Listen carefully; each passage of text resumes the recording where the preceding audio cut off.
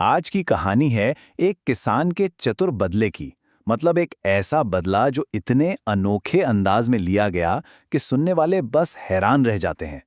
ये एक क्लासिक लोक कथा है जो हमें बताती है कि जब अक्ल का मुकाबला लालच से हो तो आखिर में जीत किसकी होती है।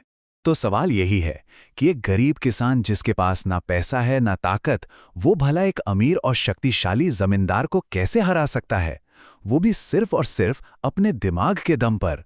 चलिए इस मजेदार कहानी में उतरते हैं और देखते हैं। तो कहानी के मैदान में हैं दो खिलाड़ी। एक तरफ है हमारा हीरो भोलाराम, नाम का भोला पर है बड़ा चालाक। हाँ, गरीब जरूर है लेकिन दिमाग से बहुत अमीर। और दूसरी तरफ विलन जगन्नाथ, एक नंबर का लालची और ताकतवर जमींदार, जिसकी नजर हमेशा दूसरों की चीजों पर ही रहती है। और बस यहीं से इन दोनों के बीच की टक्कर शुरू हो जाती है। तो चलिए अब देखते हैं भोलाराम की पहली चाल। और क्या शानदार चाल है! एक ऐसी चाल जिसमें एक मामूली सी लोमड़ी एक बहुत बड़ा हथियार बन जाती है।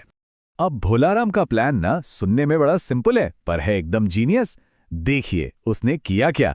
सबसे पहले उसने दो बिल्कुल एक जैसी दिखने वाली लोमड़ियां खरीदी। ठीक, फिर एक को ले जाकर जगन्नाथ को दिखाया और कहा, ये जादुई है, ये मुर्गियां पकड़ कर लाती है।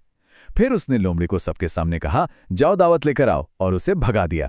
अगले दिन गर्मा गर्म चिकन बिरयानी परोसी और सबूत के तौर पर दूसरी लोमड़ी को सामने खड़ा कर दिया। बस हो गया काम। जगन्नाथ पूरी तरह झांसे में आ गया और उसने वो मामूली सी लोमड़ी एक बहुत बड़ी रकम में खरीद ली। और बस जगन्नाथ के लालच ने उसकी अक्ल पर ऐसा पर्दा डाला कि वो फौरन बोल पड़ा, अरे मुझे ये जादुई लोमड़ी चाहिए ही चाहिए। मैं इसकी कोई भी कीमत चुकाऊंगा। बेचारे को क्या पता था कि यही लालच उसे ले डूबेगा। और कीमत चुकाई भी। कितनी? एक मामूली सी लोमड़ी के लिए पूरे 1500 सोने के सिक्के। सोचिए जरा। सच ही कहते हैं, लालच इंसान को अंधा कर देता है। और होना क्या था, वो लोमड़ी तो भाग गई और फिर कभी लौटकर नहीं आई। तब जाकर जगन्नाथ को अपनी बेवकूफ़ी का एहसास हुआ। उसे समझ आया कि उसके साथ कितना बड़ा धोखा हुआ है। और फिर वो गुस्से से बिल्कुल आग बबूला हो गया। अब तो उसे सिर्फ बदला चाहिए था। तो अब कहानी का दूसरा दौर शुरू होता है। जमींदार बदला लेने निकलता है, लेकिन उसे क्या पता था कि ये दांव भी उसी पर उल्टा पड़ने वाला है। तो गुस्से में पागल जगन्नाथ के आदमियों ने भोलाराम को पकड़ लिया और सजा क्या दी, उसे कड़ाके की ठंड में एक अनाज की चक्की से बांध दिया। प्लान सीधा था कि वो बेचारा वहीं ठिठुर ठिठुर कर मर जाए। अब ऐसी खतरनाक हालत में बचने का तो कोई रास्ता ही नहीं दिख रहा था। तो क्या यही हमारे चतुर किसान का अंत था? क्या कहानी यहीं खत्म हो जाएगी? लेकिन नहीं, भोलाराम का दिमाग तो हर मुश्किल में रास्ता निकाल ही लेता है। उसने क्या किया, उसने उस भारी चक्की को धकेलना शुरू कर दिया और लगातार मेहनत करने से उसके शरीर में इतनी गर्मी पैदा हुई कि उसे पसीना आने लगा। मतलब अपनी सजा को ही उसने अपनी ढाल बना लिया।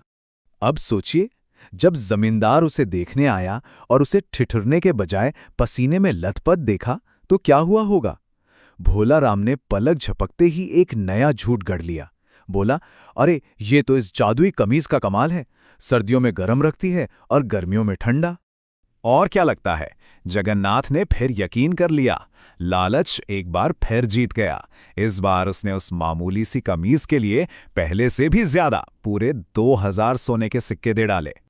अब कहानी एक ऐसे मोड़ पर आती है जहां भोलाराम मौत के मुंह से बाल बाल बचता है। दो बार बेवकूफ बनने के बाद तो जगन्नाथ का गुस्सा 7वें आसमान पर था। इस बार उसने ठान लिया कि भोलाराम का किस्सा हमेशा हमेशा के लिए खत्म कर देगा। उसने भोलाराम को एक बोरी में बंद किया और उसे समुद्र के ठीक ऊपर एक पेड़ की डाल से लटका दिया। लेकिन किस्मत को कुछ और ही मंजूर था। ठीक उसी वक्त वहां से एक कुबड़ा आदमी गुजर रहा था जिसका नाम था लाल किशन। भोलाराम ने मौका देखा और जोर जोर से चिल्लाना शुरू कर दिया, इस बोरे में बैठो, अरे भाई इस बोरे में बैठो, ये तुम्हारा कुबड़ापन ठीक कर देगा। और अब आता है कहानी का सबसे मजेदार ट्विस्ट। वो कुबड़ा आदमी लाल किशन कोई और नहीं बल्कि जगन्नाथ का ही ससुर था। वो बेचारा भोलाराम की बातों में आ गया और उसकी जगह बोरे में बैठ गया। और जब जगन्नाथ लौटा, उसने बिना देखे बिना सोचे समझे डाल काट दी और अनजाने में अपने ही ससुर को समंदर में डुबो दिया। और अब आती है भोला राम की सबसे बड़ी, सबसे आखिरी चाल। एक ऐसी चाल जो जगन्नाथ के लालच का हमेशा के लिए अंत कर देगी। कई महीने बीत गए, सबने मान लिया कि भोलाराम मर चुका है। फिर एक दिन अचानक भोलाराम वापस आ गया। जगन्नाथ ने जब उसे अपनी आंखों के सामने जिंदा देखा तो उसके तो होश ही उड़ गए। भोलाराम ने उसे एक ऐसी कहानी सुनाई जिस पर यकीन करना नामुमकिन था कि वो मरा नहीं था, बल्कि उसे समुद्र के नीचे एक जादुई राज्य में ले जाया गया था। और क्या कहानी थी? भोलाराम ने बताया कि पानी के नीचे एक ऐसा राज्य है जहां सोना, हीरे और मोती भरे पड़े हैं। वहां एक दरियादिल समुद्री राजा है, सुंदर सुंदर अप्सराएं हैं, और तो और उसने राजा की बेटी से शादी भी कर ली है। और सबसे बड़ी बात, वो राजा कुछ खास मेहमानों को अपने राज्य में आने का न्योता देता है। अब जगन्नाथ जैसा लालची इंसान भला इस जाल से कैसे बच सकता था? और यहीं पर भोलाराम ने अपना आखिरी और सबसे खतरनाक दांव खेला। जाल बहुत सिंपल था, पर उतना ही घातक।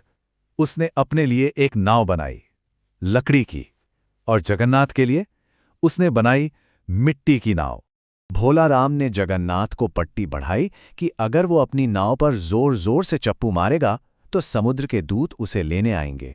अब खजाने के लालच में अंधा जगन्नाथ जोश जोश में अपनी ही मिट्टी की नाव पर पूरी ताकत से चप्पू मारने लगा, और फिर नाव पल भर में टूटकर पानी में घुल गई और अपने साथ उस लालची जमींदार को भी हमेशा के लिए समंदर में ले डूबी।